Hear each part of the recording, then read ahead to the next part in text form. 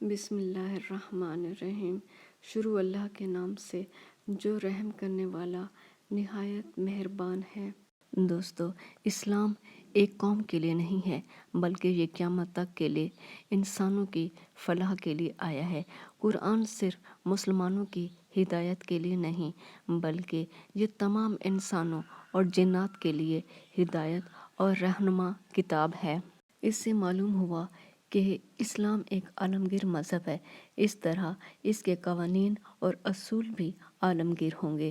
اس دنیا میں جہاں انسان بستے ہیں، چاہے وہ زمین کے اوپر ہوں، پانی میں ہوں، چاند پر ہوں یا برفیلے علاقے میں ہوں، ہر جگہ ان کو لباس کی ضرورت ہوتی ہے، اور یہ لباس ان کی معاشرتی رسم و رواج، موسم، ماحول کے مطابق بنا ہوا ہوگا۔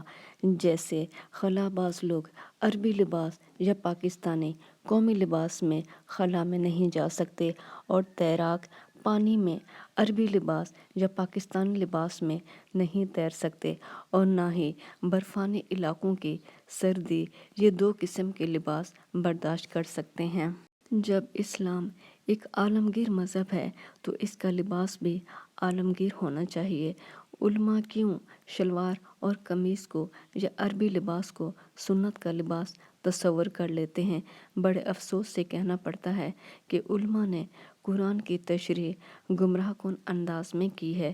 اسلام نے لباس کے معاملے میں مسلمانوں کے لیے کوئی مخصوص لباس نہیں بنایا بلکہ لباس کی تیاری کے لیے چند خوبصورت اصول بتائے ہیں۔ نمبر 1، کپڑا وہ استعمال کریں جو دیکھنے والوں کو اچھا لگے اور پہننے میں آرام دہ ہو۔ نمبر 2، کپڑے اتنے تنگ نہ ہوں کہ اٹھنے بیٹھنے میں تکلیف ہو یا خون کی گردش رک جائے۔ نمبر 3، خشک کن نظر آنے والا ڈھیلا لباس استعمال کریں۔ نمبر 4، لباس کو جب تک 2 سے 3 پیوند نہ لگ جائیں اس کو ضائع نہ کریں۔ یہ خوبصورت اصول ہیں لباس کے لیے جو اسلام نے مسلمانوں کو بتائے ہیں۔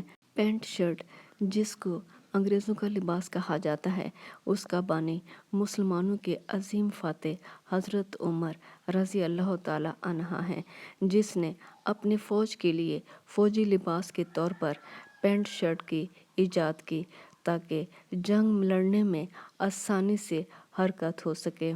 آج کے علماء اپنی جہالت میں اس کو انگریزوں کا لباس کہتے ہیں۔ دنیا میں کوئی ایسا کونا نہیں جہاں مسلمان نہ ہوں، ہر جگہ لباس مختلف ہے۔ اسلام کا کوئی مخصوص لباس نہیں ہے۔ ان علماء سے پوچھو، کیا محمد صلی اللہ علیہ وآلہ وسلم شلوار قمیص پہنتے تھے جس کو تم سنت کا لباس کہتے ہو؟ کیا محمد صلی اللہ علیہ وآلہ وسلم یہودیوں کی طرح ٹوپی پہنتے تھے کہ جس میں نماز پڑھ سکیں؟ حالانکہ ہم سب جانتے ہیں آپ صلی اللہ علیہ وآلہ وسلم پگڑی کا استعمال کرتے تھے، تو پھر یہ یہودیوں کی طرح ٹوپی کیوں؟ موجودہ دور کے علماء صرف عربی زبان کے ماہر ہیں۔ اس کے علاوہ ان کے پاس فزکس، کیمسٹری، بائیولوجی، تاریخ، فلسفہ، ہندسہ، حساب، جراحی، طب جیسے مضامین کا علم ان کے پاس نہیں ہے۔ یہ وہ علوم ہیں جن کو حاصل کر کے ایک مسلمان کو عالم کا درجہ دیا جاتا ہے۔ موجودہ دور میں یہ مضامین مدارس میں نہیں پڑھائے جاتے، اس لیے آج کے علماء صرف عربی زبان کے ماہر ہیں اور عربی گرامر ہی کے بارے میں مدارس میں تعلیم دی جاتی ہے۔ یہ اسلام کے مطابق عالم نہیں ہیں اور ان کا مرتبہ عالم جیسا بھی نہیں ہے، کیونکہ یہ لوگ قرآن پاک کو صرف اخلاق کی کتاب کے طور پر پڑھتے ہیں۔ لباس سے اصل مقصد 2 ہیں، ایک جسمانی اور دوسرا اخلاقی۔ جسمانی یہ ہے کہ جسم کو سردی اور گرمی کی تکلیفوں سے بچایا جائے، اور اخلاقی یہ ہے کہ انسان کے بدن کے جن حصوں پر غیروں کی نظر نہیں پڑنی چاہیے وہ چھپے رہیں۔ اسلام کے علاوہ شاید کوئی اور مذہب نہیں جس نے ننگے پن کو اعتراض کے قابل سمجھا ہو۔ اسلام پہلا مذہب ہے جس نے ستر پوشی کو مذہب کا ایک ضروری حصہ ٹھہرایا، یہاں تک کہ بلا مجبوری اس کے بغیر نماز بھی ادا نہیں ہو سکتی۔ مردوں کے لیے ناف سے لے کر گھٹنوں تک کا حصہ اور شریف آزاد عورتوں کے لیے سر کے بالوں سے لے کر ٹخنوں اور گٹوں تک، اور لونڈیوں کے لیے پیٹ اور پیٹھ سے لے کر گھٹنوں تک کا حصہ 70 قرار دیا گیا ہے، جس کا غیر کے سامنے کھولنا جائز نہیں، یہاں تک کہ تنہائی میں بھی ان کا بے وجہ کھولنا پسندیدہ نہیں کہا گیا۔ ایک صحابی نے آپ صلی اللہ علیہ وآلہ وسلم سے پوچھا کہ اگر ہم تنہائی میں ہوں، یعنی کوئی دوسرا دیکھنے والا نہ ہو، فرمایا اللہ تو دیکھتا ہے، اس سے اور زیادہ حیا کرنا چاہیے۔ ایک اور حدیث میں آپ صلی اللہ علیہ وآلہ وسلم نے فرمایا کبھی بھی ننگے نہ ہونا، کیونکہ تمہارے ساتھ فرشتے رہتے ہیں جو باضرورت برہنگی کے وقت تم سے الگ ہو جاتے ہیں، تو ان سے شرم کرو اور ان کا لحاظ رکھو۔ حضرت آدم اور حضرت حوا کو بہشت میں جنتی لباس ملا تھا، اللہ کی نافرمانی کرنے سے وہ ان کے بدن سے اتر گیا تو وہ فوراً درختوں کے پتوں سے اپنی برہنگی چھپانے لگے۔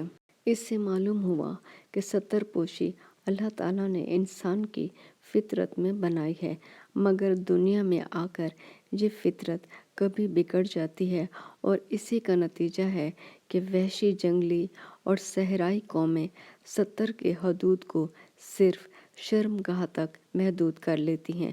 عرب میں بھی یہی حال تھا، بلکہ حج میں انہوں نے یہ دستور بنا لیا تھا کہ قریش کے علاوہ دوسرے قبیلوں کے مرد اور عورتیں خانہ کعبہ کے طواف کے وقت اپنے کپڑے اتار دیتے تھے، اور اگر قریش اپنے کپڑے دیتے تو وہ پہن لیتے تھے، ورنہ وہ یوں ہی ننگے پھرا کرتے تھے۔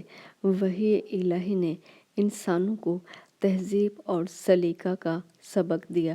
سورہ اعراف میں اللہ پاک فرماتا ہے، اے آدم کے بیٹو، ہم نے اتاری تم پر پوشاک جو ڈھانکے تمہاری ستر اور زینت کا سامان اور پرہیزگاری کا لباس، یہ بہتر ہے۔ اے آدم کے بیٹو، ہر نماز کے وقت اپنی زینت یعنی لباس اختیار کرو۔ کہہ دے کس نے اللہ کی اس زینت کو، جس کو اس نے بندوں کے لیے پیدا کیا ہے، منع کیا ہے؟ کہہ دو کہ میرے رب نے تو بے حیائی کی باتوں کو خواہ وہ کھلی ہوں یا چھپی ہوں منع کیا ہے۔ سورہ اعراف کی ان آیات میں جس بے حیائی کی طرف اشارہ ہے وہ ہے برہنگی، اور جس زینت کے اختیار کرنے کا حکم دیا گیا ہے وہ ہے 70 پوشی۔ پرہیزگاری کے لباس سے کیا مقصد ہے؟ بعضوں نے مجاز سمجھ کر اسے ایمان اور دوسروں نے اعمال صالحہ اور یا شرم و حیا مراد لی ہے، لیکن حقیقت یہ ہے مجاز سے پہلے خود حقیقت پر غور کرنا چاہیے۔ اسی لیے کچھ مفسروں نے اس کو حقیقت ہی پر محمول کیا ہے۔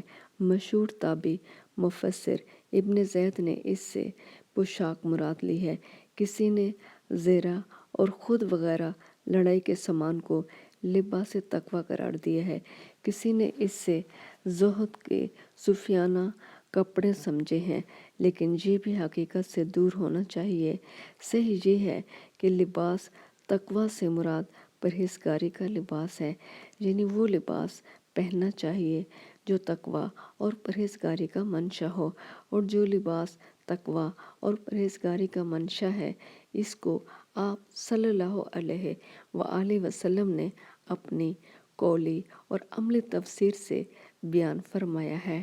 شاہ عبد القادر محدث دہلوی نے اس آیت کی اس طرح تفسیر کی ہے، آپ وہی لباس پہنو جس میں پرہیزگاری ہو۔ مرد لباس ریشمی نہ پہنے اور دامن دراز نہ رکھے जो मना हुआ है वो ना करे। औरत बहुत बारीक ना पहने कि लोगों को नज़र आए और अपनी ज़ीनत ना दिखाए। इस्लाम में पोशाक की हदबंदी इसके सिवा कुछ और नहीं की गई है कि इस हदबंदी की तशरीह अहादीस के मुताबिक हस्बी ज़ैल है।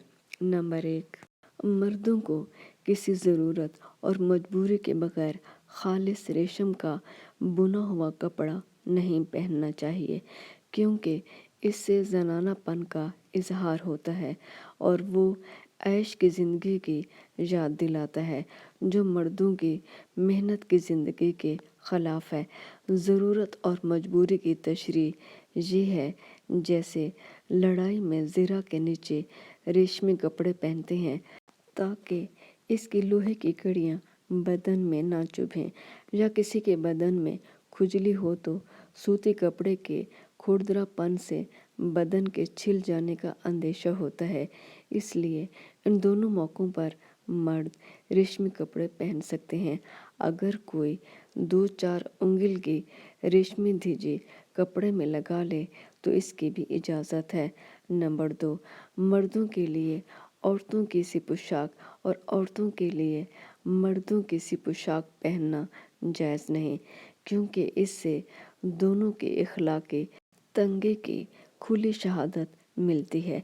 आप सल्लल्लाहु अलैहि वसल्लम ने इन औरतों पर जो मर्दों के लिबास और तौर तरीक़ा की मुशाबत करती हैं और उन मर्दों पर जो औरतों के लिबास और तौर तरीक़ा की नकल करते हैं लानत भेजी है। नंबर 3, अरबों में लिबास का दामन इतना लंबा या तहबंद इतना नीचे रखना कि वो ज़मीन पर घसीटता हुआ चले बड़ाई की निशानी समझी जाती थी। उनके बड़े बड़े उमरा और रईस इतने ही लंबे दामन रखते थे और इतना ही नीचा तहबंद बांधते थे। आप सल्लल्लाहु अलैहि वसल्लम ने फरमाया, जो कोई अपना अज़ार फ़ख्र और गुरूर और बड़ाई के इजहार के लिए घसीट कर चलेगा, अल्लाह ताला इसको क़यामत के दिन नज़र नहीं उठाकर देखेगा।